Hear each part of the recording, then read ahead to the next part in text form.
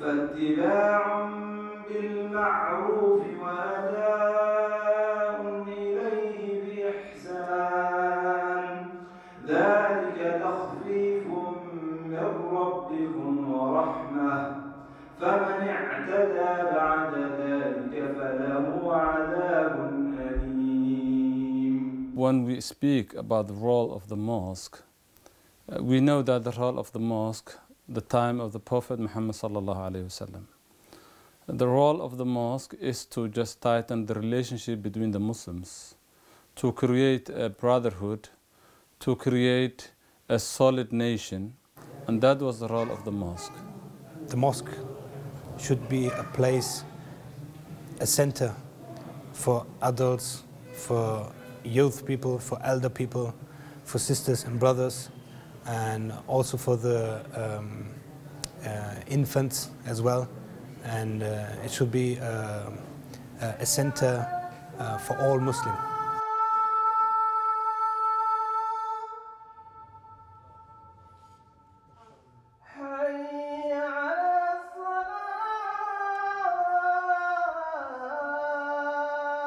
Bismillah ar-Rahman ar-Rahim. In the years between 1999 to 2003, a large number of Muslims moved from Northern and Western Europe, Southern Europe, to Birmingham. The reason why these large numbers of Muslims moved to Birmingham was that they felt that they can practice their religion more freely than the countries they came from. They also thought that they could teach their families and kids in more free way.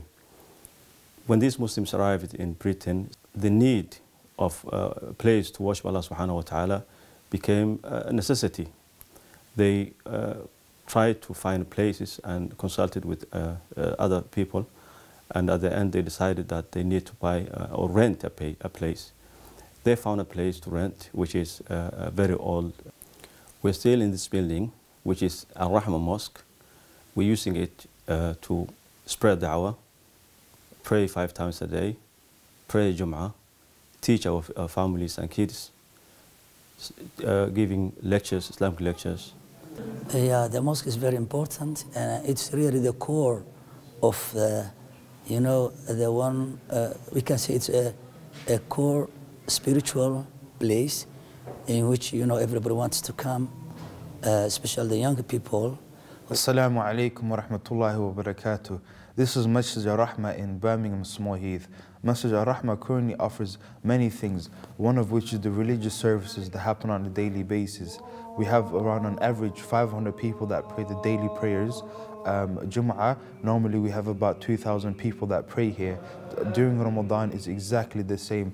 Every day the average daily prayer increases up to 800 to 900 people.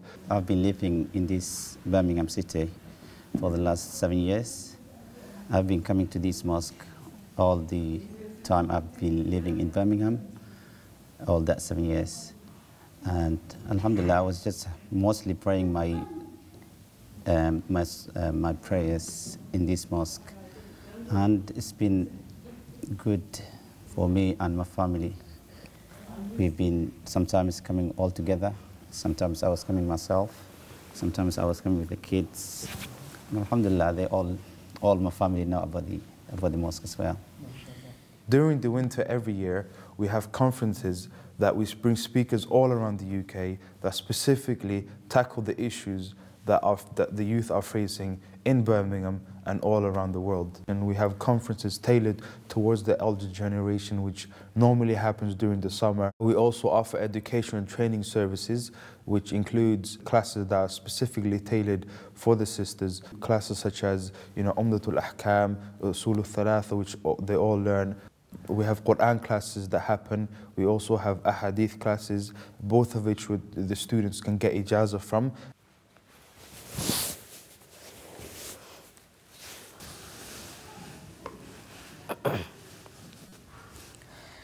أعوذ بالله من الشيطان الرجيم آمن الرسول بما أنزل إليه من ربه والمؤمنون. My name is Azam Iqbal. I'm 12 years of age and I live in Birmingham. كل آمن بالله وملائكته وكتبه ورسله لا نفرق بين أحد من رسله. I started the Quran when I was 6 years of age and finished in 2008 when I was turning 9. At that time I wanted to progress my level of the recitation, pronunciation, the makharij, and wanted to progress to the into the next level of hijaza, and hijaza for the two riwayah, the two types of reading, shu'bah and hafs. So came here to Arrahma Masjid to Sheikh Muhyiddin, who had himself got hijaz from Egypt. And I began in around 2010 and began reading slowly and only a little bit at a time. But as time passed, I began to progress with how much I read. And when I finished in 2012, the difference between when I started the Quran was incredible. Even though we offer many great services, there are a lot of things that are hindering our progress. One of which is that originally when the mosque was open, it used to be an old textile factory.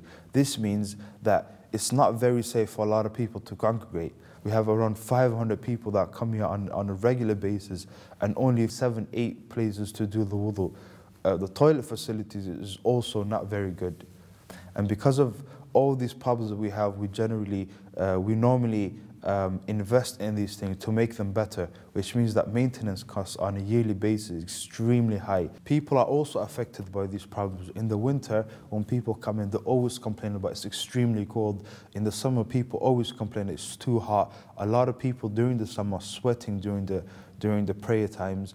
The sister area is extremely small as well. That area can only take about 200 to 300 people. When I started coming to this masjid at 2006, number one, we didn't have nowhere to meet and to do the Quran and the Islamic studies in other way else, because this masjid, it helped the youth a lot. Alhamdulillah, there used to be, I think, more than 500 women used to access the masjid, but now the community is growing and we haven't got enough rooms that we can do whatever we wanted to do. Many women that pray in the masjid are very frustrated because when there's Eid prayer, for example, or Taraweeh, or even some of them come to Jummah or the normal prayers, the area that they pray on is extremely small. All these problems that we're currently suffering from have been recognized. The trustees took an initiative in October 2011 to have a different model of managing the whole masjid. Our generation, or the generations before us, who were running the masjid and the mosques and the Islamic centers for a long time, since we arrived in Europe late 80s and beginning of the 90s. And there has been a new generation that's been born, or either born in Europe or grown up in Europe. And this generation went to college, universities, and became more suitable or more competitive than us. Therefore, we decided that it's time for us to change the strategy, change the setting of the community, and give chance to the young blood and young brilliant ideas. Due to the trustees' new initiative, today we have a completely different management style. A group of young brothers are completely running the masjid from top to bottom. These young brothers grew up in the West, they understand all the problems, they understand the needs of the community, and they also have the correct qualifications to run an organization like this. Previously, I spoke about the new initiative the trustees took, one of which was to introduce a new management. The second initiative was for the management to look for a new site in order to make a good center that will serve the community much better. The year 2005, the management committee thought that this is a time to buy a place for the community, masjid and community center. And a place has been found nearby a building, which is a very beautiful place and large and able to contain the needs of the community. And this is the new site. 1.8 acres of land is a relatively new building, and it has enough space for a purpose-built mosque. As you can see, this is a beautiful area, previously owned by the council, and it used to be run as a care home facility. The building behind me has 3 main areas. The first area holds up to 50 rooms. Within that is the second area, which is a substantial kitchen area. And the third building used to be run as a daycare center.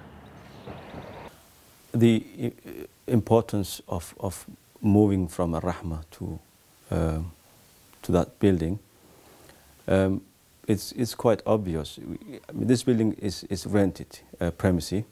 It's not owned by the community. It's very old.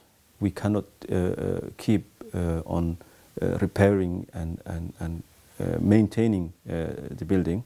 It always has problems all the time, and it cannot fulfill all the needs of the community. And we try to make it look like masjid, and we've been doing it that for the last 8 or 9 years. Now it's time to move from it and own a better place for the community, because the community also needs a better place. The trustees and the brothers in the new management have developed a new concept, a concept that will progress Masjid Arrahma to Arrahma Islamic Centre, a centre that will cater for the whole community. So now also, we didn't only move from the premises, we moved also from the name of the Arrahma. That was a very long name. It was the Muslim Community Centre and Arrahma Masjid. And this is more short in memorizing the name. And not only short, it's also a centre. It will be a centre for the whole community. In order to achieve this concept, we have divided it into 3 phases. Phase 1, which is to acquire the land, and the land costs 1.9 million and it's 1.86 acres. Phase 2 is the refurbishment of the current building.